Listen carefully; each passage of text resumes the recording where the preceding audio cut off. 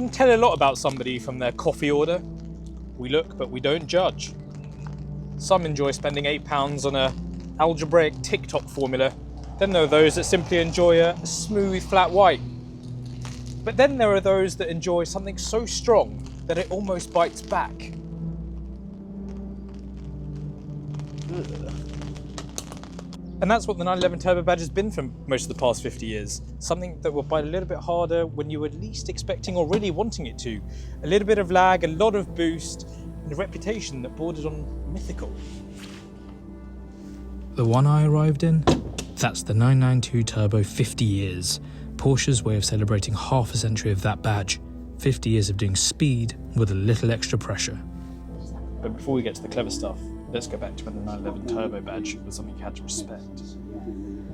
If you want to understand the 911 Turbo, you've got to start with the flame-spitting Can-Am monsters. Porsche's 91710 and 91730 were some of the first racing cars to embrace turbocharging properly. Lightweight, terrifyingly powerful and utterly dominant. Someone at Porsche thought, why not try that on a road car?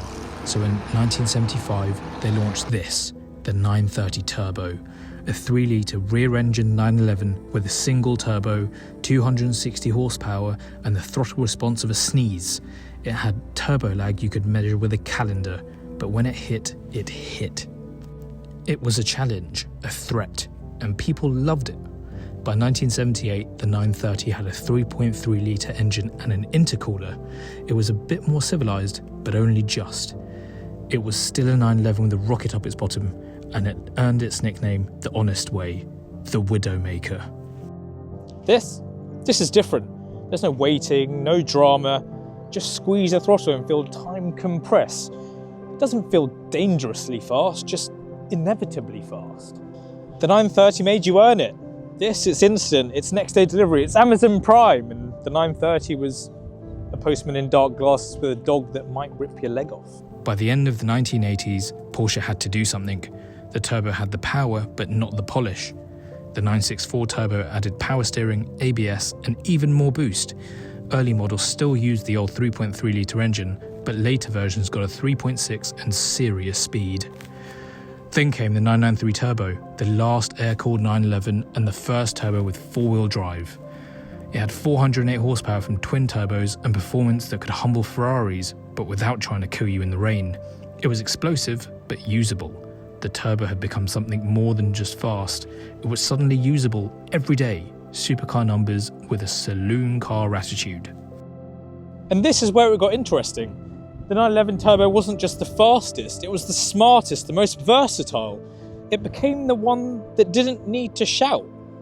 And that became its superpower. 1999, the 996 Turbo, water-cooled for the first time, Porsche's biggest leap yet, and for some, its most controversial. But the result? A calmer, faster, more refined turbo. 420 horsepower, twin turbos, all-wheel drive, and the sort of everyday usability that made it a hit. Then came the GT2, rear drive, no traction control, and more than 450 horsepower. The nickname finally returned, the Widowmaker Part 2. In 2006, Porsche gave us the 997 Turbo, manual or PDK, 480 horsepower and sharper styling. The Turbo S pushed that even further.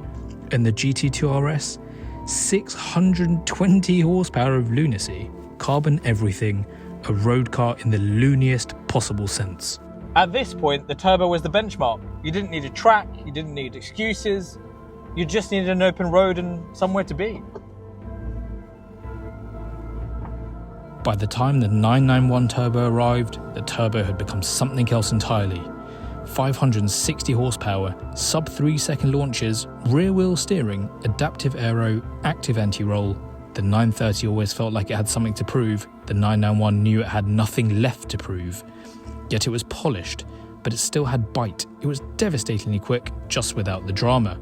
A full fat 911 experience with a silk tie and CarPlay.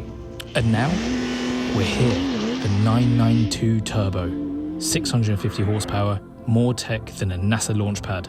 Comfort, speed, stability, and still that engine, still those turbos. The car you see here, the 50 years edition. It's a nod to the 930. Fuchs styles wheels, heritage script, special paint, outrageous hardened seats, and glove box and seat backs. But it's also a full spec Turbo S in disguise. No extra performance, just extra meaning. And I get it, because last year I had the chance to drive every generation of 911 Turbo back to back at Goodwood.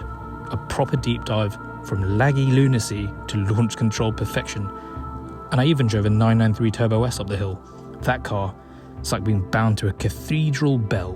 Beautiful, brutal, and slightly holy. So when Porsche says this is a celebration, they mean it.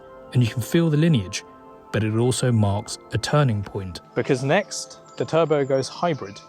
No plug-in, no EV mode, no silence, just assistance from electric torque fill.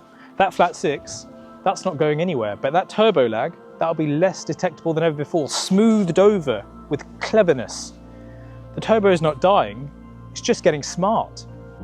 The Turbo has always changed, from dangerous to dependable, from spiky to sublime, and now from mechanical to technological. But that doesn't mean it's over. It means it's still evolving, still fast, still a touch flawed, but still brilliant. This car, the 992 Turbo, might be the last of its kind in the old sense, the last one with nothing but combustion doing the work. And if that's the case, what a way to sign off. In 1974, the 930 Turbo came out swinging. The 992 is not like that, it's playing chess, it's here to show you how complete a car it can be. Sure, turbocharging's changed and the cars really have, but that ethos, that legacy, that philosophy, that's still there, it's still strong. Much like a good strong coffee, you'll savour it, but you'll always look forward to the next one.